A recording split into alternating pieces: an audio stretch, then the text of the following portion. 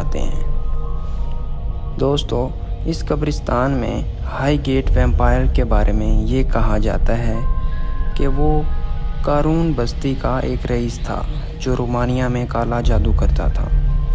اس کا تابوت 18ویں صدی میں یورپ سے انگلینڈ لے جایا گیا۔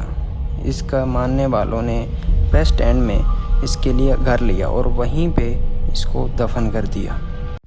اس کے بعد شیطان پرستوں نے اس قبرستان میں رسومات ادا کیں جو پادریوں کے بھیس میں غیر قانونی رسومات ادا کرتے تھے۔ ہائی گیٹ ویمپائر کے بارے میں کہا جاتا ہے کہ وہ ایک لمبا سیاہ شخصیت کا مالک تھا۔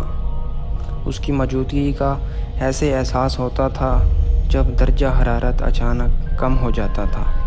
اس کے بارے میں یہ کہا جاتا ہے کہ وہ ہڈیوں کو ٹھنڈا کر دینے والا اثر رکھتا تھا۔ اس کا سامنا جس نے بھی کیا رات کے وقت کیا۔